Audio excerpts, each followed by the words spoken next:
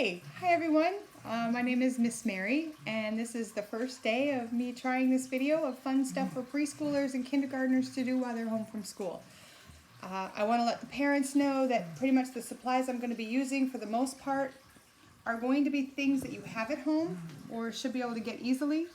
Sometimes we're going to use some supplies that maybe you don't have, and then I guess just gloss over those activities or find a way to adapt. We're going to be doing a lot of the same things that the students do every day in the classroom. As a substitute teacher, I work primarily preschool and kindergarten, so I've seen the routines a lot. I probably won't get it perfect, but it'll be a good approximation. So, for my students, today, since it's Monday, we're going to start with a new letter of the week. Our letter of the week today is going to be the letter E. We're going to be doing all kinds of activities every day with the letter E, so be prepared. Every day, we're going to practice writing our letter of the day. And since it's the letter E, we're going to look on this paper right here, and we're going to see that just like in class, I know you start where the smiley face is. We're going to make a straight line down. And this is one of those words where or letters where you're allowed to lift your pencil. Go back up to the top and make a line across the top, a line across the middle, and a line across the bottom. That is a capital E. Now for a lowercase e, we want it to fit in the bottom half of the E. So I'm going to find the middle point, and I'm going to make a line that goes out, don't lift my pencil, and go all the way around. That is a lowercase e. And those are pretty big. I'm thinking maybe I can make one a little smaller. So let's try again. I'll have my smiley face. I'm going to go straight down, lift my pencil, go across the top, the middle, and the bottom. And then I'm going to go over, find the middle between the two E's, or between the two lines and the E, go out and around, and I have a medium-sized E. I bet I can go a little smaller. So let's give me my smiley face. Ooh, it's getting hard to make it. And I'm going to go down, over, over, over, and then I'm going to make my lowercase e. Ooh, it's so small it's getting blurry. Let's see if I can make one even smaller, but for this one I'm going to have to go back up to the top of the page because I can't fit anything else down there. So I'm just going to put a dot instead of a smiley face. Down, across, across, across, and over and around. You guys can see all of my E's all over the page. See if you can cover a page with your neatest E's. I'll put one right here. I'll put one right here. I'll put one in the middle here. Put one up on top. Wow, now this page is really getting full. Take a few minutes to practice your E's. Now, the next thing we're going to want to do every day after practicing our letter of the day is we are going to write a letter to someone in our community. Every day we're going to think of someone different. But I figured today we'd start with the person that you're not seeing. We're going to write a letter to your teacher. So you need a blank sheet of paper, and moms, dads, older brothers, older sisters, who's ever helping out. You're probably going to have to do the writing. But I want the kids to at least do the end where they write their name, because practicing their name is an important skill. Okay, so we're going to start with dear and your teacher's name. I'm going to put a teacher I know really well who teaches preschool. Dear Miss Doe, comma, and I'm going to write her just a short note. It doesn't have to be super long. Hi, how are you? I miss you.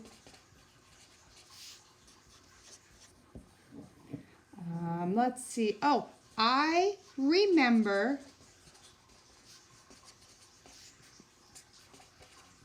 that you like to read silly stories.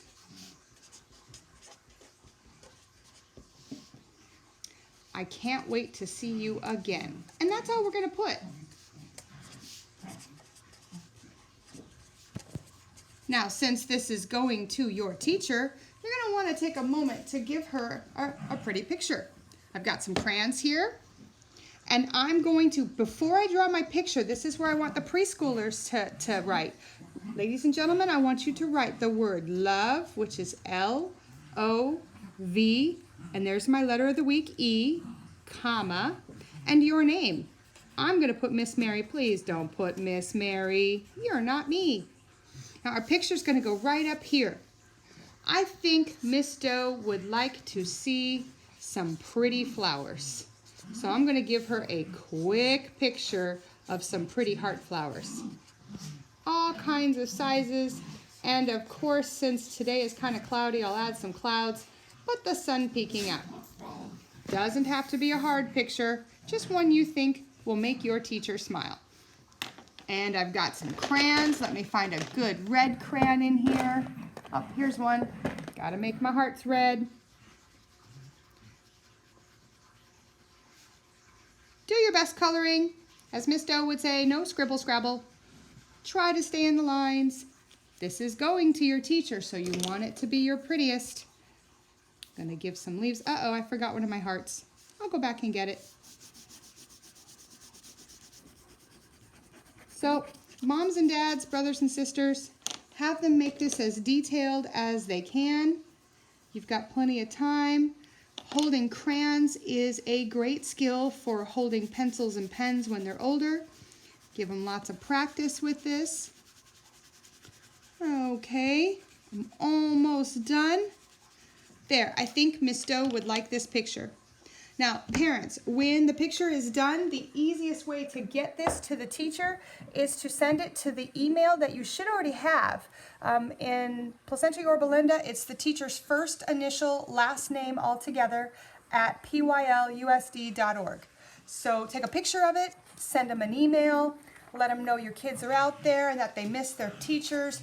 I'm sure every teacher would be thrilled to get some pictures. It's an easy thing to do with your kids. And we're going to be doing this every day. Okay, so every day we're going to try to read a story too. I know you all have lots of books at home, but trust me, I have a lot of books you probably haven't seen. My son is a railroad fan, so a lot of the books I'm going to be reading have to do with trains. I hope there's some railroad fans out there too. And I might say occasionally you'll see a dog pop into the picture. We have 3 Chihuahuas on social distancing right now with us.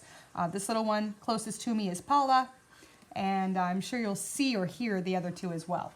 Anyway, this is Tracks by David Galliff and illustrated by Ted Arnold.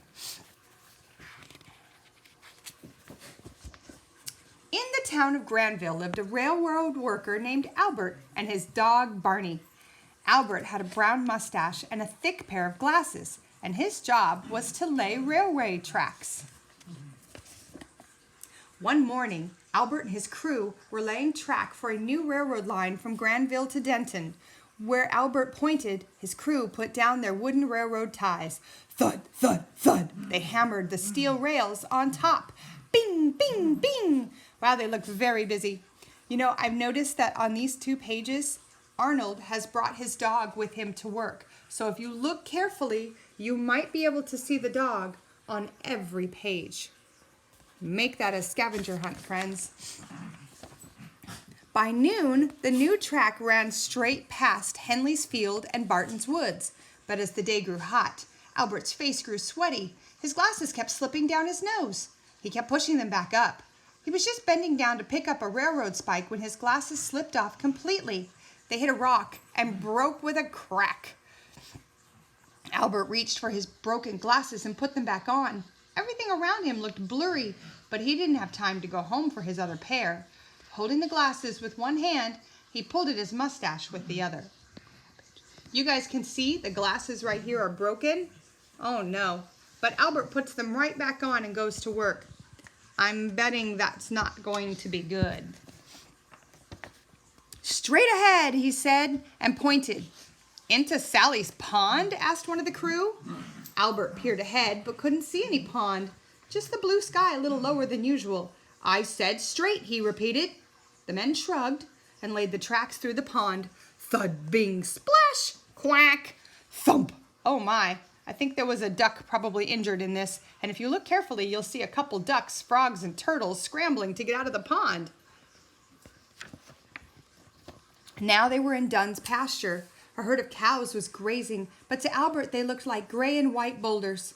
We must go around these large rocks, he announced. What rocks? Asked one of the men. Don't ask questions, replied Albert. So the crew laid the tracks around the cows.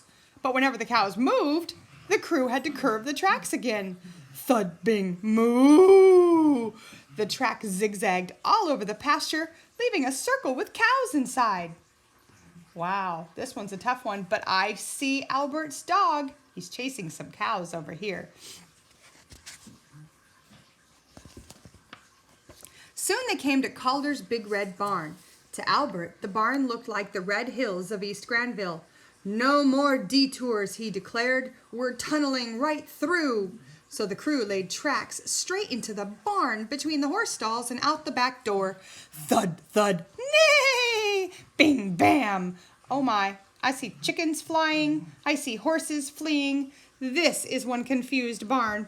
And this time I don't see the dog chasing cows. I see a chicken chasing the cow or the dog. Next came a giant grove of pine trees. Albert pulled on his mustache. He saw a fuzzy green mountain.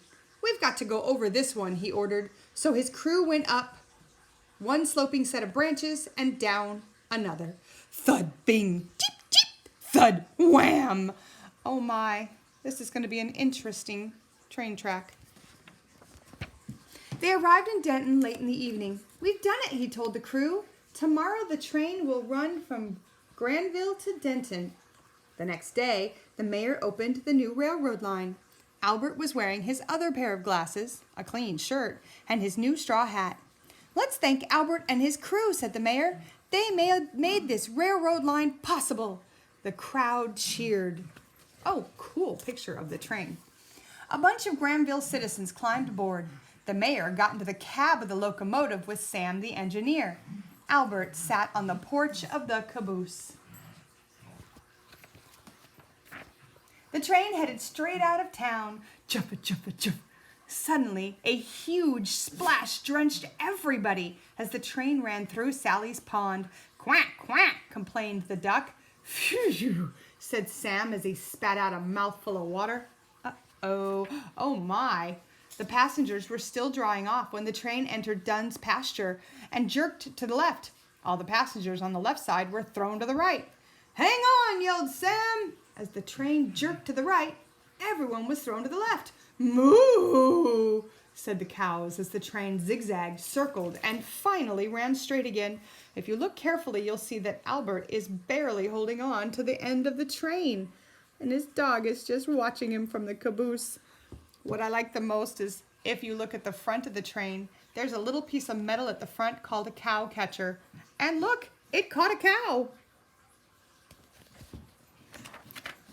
Albert was leaning over the side to see what was going on when everything went dark. He heard a loud neigh as his straw hat was snatched off. When he looked back, he saw a horse chewing on it. The train roared out of Calder's barn and in a cloud of hay. Oh my, and the cow is still attached to the front. Watch out for low-flying branches, cried Sam as the train went up into the pine trees. A nestful of robins cried, cheep, cheep. A squirrel ran into Sam's cab. The train climbed higher and higher till it reached the top of one huge old pine, then ran down the other side of the woods with blinding speed. It was heading straight for the town of Denton. Oh, that poor cow at the front. He looks positively scared. Although, so does the engineer. When the train pulled into the station, the passengers were slow to get off. Albert just sat in the caboose, pulling at his mustache. He was very, very worried. The first passenger to get off the train was an elderly man. He walked slowly past Albert. Oh, gotta catch my breath, he said. Albert bit his lip. The second passenger was a girl with red hair. That was really wild, she exclaimed. Albert swallowed hard. Sam, stepping down from the cab, shook his head. I've driven on a lot of railroad lines, but this one beats them all. I guess it does, said Albert. Take a look to notice how tired all of the animals are that are on the train. I even see a fish in the blue car.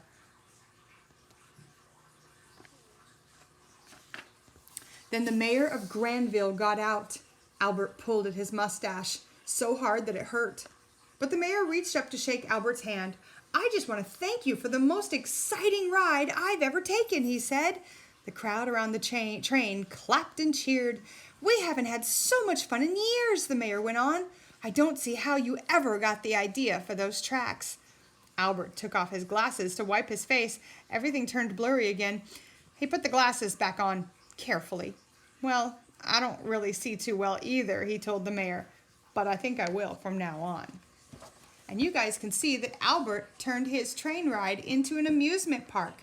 There's Calder's barn and Dunn's pasture. I think that's probably Sally's pond. And here's the woods. He turned them all into amusement rides.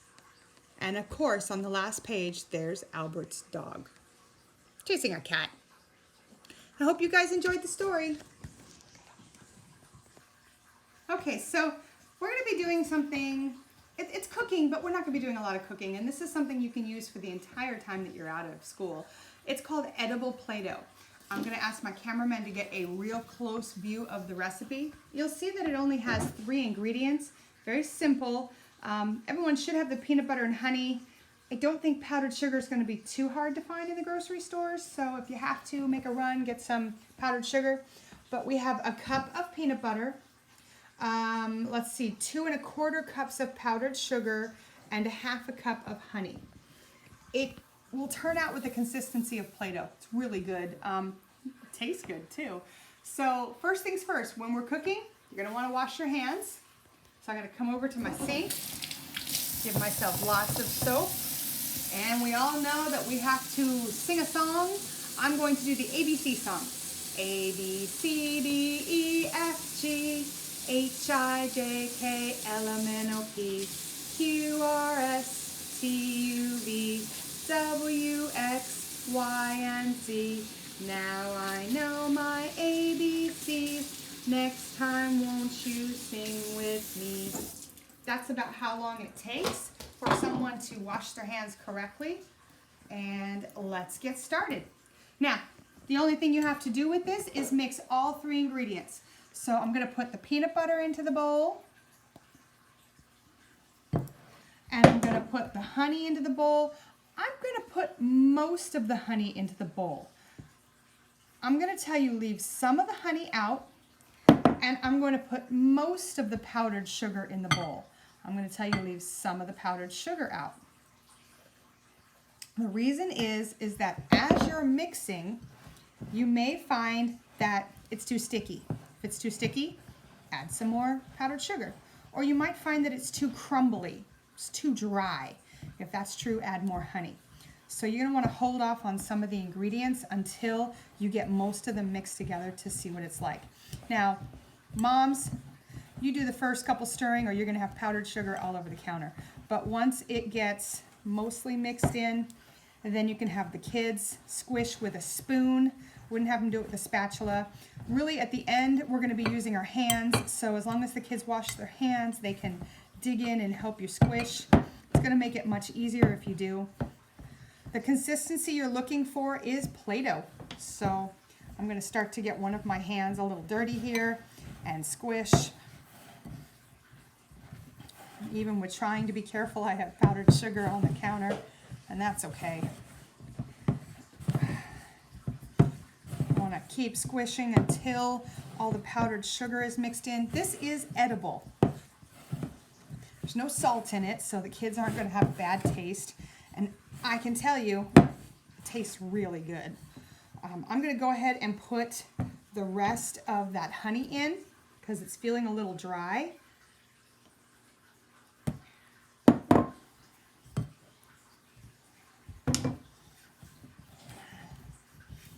Fold that over before you touch it or you're going to have honey sticking to your hands. But you can see that it's starting to solidify. You can't really see the powdered sugar anymore.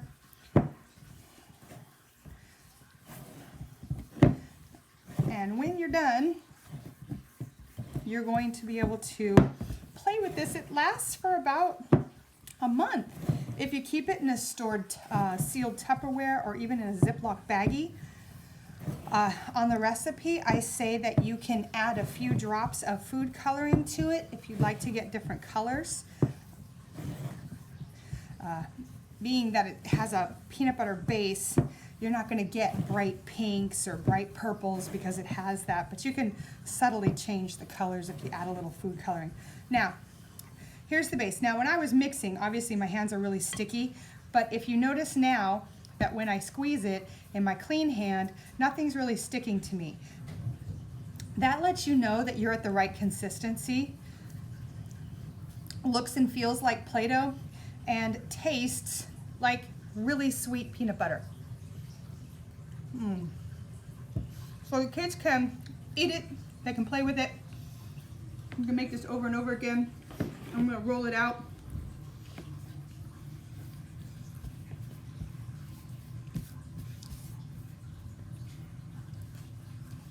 Works just like Play-Doh. There's my quick and easy snail. I'm going to get some baggies and store it. Oh, better wash my hand again. I don't think I'm gonna do the whole alphabet this time. I'm just getting rid of honey. But we wanna store it in a good tight container and make sure that whenever the kids play with it, that they wash their hands before they play with it because they're going to be eating it. Okay, pretty much got all that off. And I'm ready to store it.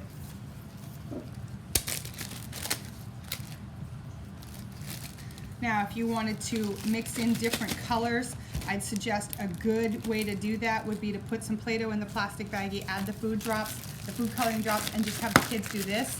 That way they won't get the food coloring on their fingertips and they'll have fun mixing it. It makes a rather large batch. Because it's peanut butter, kids are gonna fill up pretty quickly. So let them eat a little bit and then they can play with the rest. And for those of you that didn't stock up on regular Play-Doh, this is a great alternative.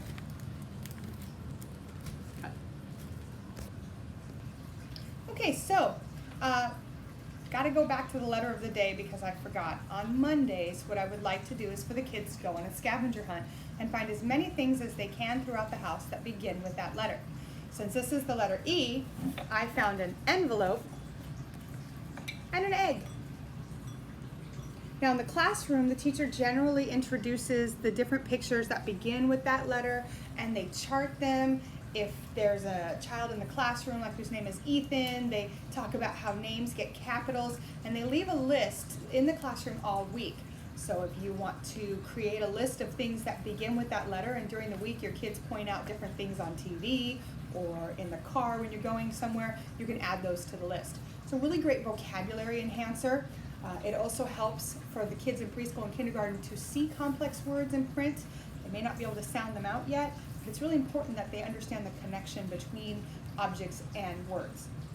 So look for more, envelope and eggs.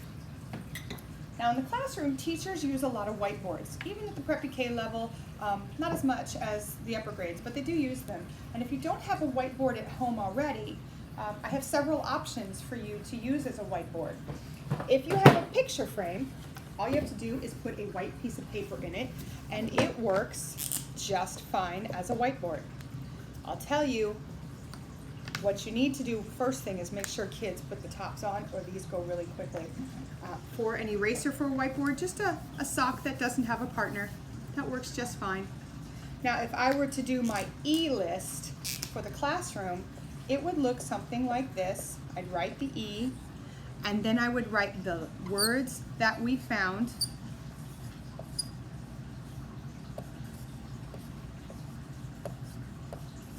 Have to concentrate on this because I don't normally write upside down. And we would continue to add to the list during the week and then only erase it on Friday. So you can use a whiteboard like this. If you don't have a picture frame, there are other options. If you have any of these lying around your house, 3-ring binders, just regular 3-ring binders, if they have the plastic sleeve on the outside cover, that's an instant whiteboard. Anything plastic can be used with a whiteboard marker. That may need an occasional cleaning. I'm going to warn you against using bleach wipes because bleach wipes take off the shiny layer of the plastic, which makes it harder for these to clean after a while. So just use a dry paper towel or sock. Don't have one of these lying around, this is the absolute easiest. A Ziploc baggie with a white piece of paper. Once again, anything that's plastic can be used as a whiteboard marker or glass. So you can see that these work really well. This is probably your best bet because everyone's got some kind of baggie at home. And as the film tends to get stickier and it doesn't clean as well, you just grab a new Ziploc baggie. Now, I'm gonna take you over to one more place, and this is a fun place for kids. If you have it, sliding glass door or any window, this only works during the daytime, but any window has the ability, because it's glass, to work as a whiteboard. So those are just a few different examples of things you can use around the house for whiteboards. Kids don't always want to write on a piece of paper. Give them the option to write on a whiteboard, write on a paper, you know, tubs, bathtubs. The walls have a shiny film on them, especially if they're ceramic. You can use whiteboard markers in there as well. They should come off. Make sure they understand, not regular walls. These walls are not shiny, there's no plastic film. They will mark, and they're a little harder to get off. But try and experiment with different ways for them to write. We're going to be doing this every day. The last thing I want to do before we end every session is to talk about a website of the day. If you haven't already checked it out, I suggest you check out scholastic.com. You order the books from them all year long. Well, they have decided to open up some learning areas that usually you'd have to pay for, or usually they just offer to teachers in the classroom. So go to scholastic.com and see what they have for your preschooler or kindergartner that is new to them. New is everything, but routine is important too. So I hope to see you tomorrow. Thank you. Bye-bye.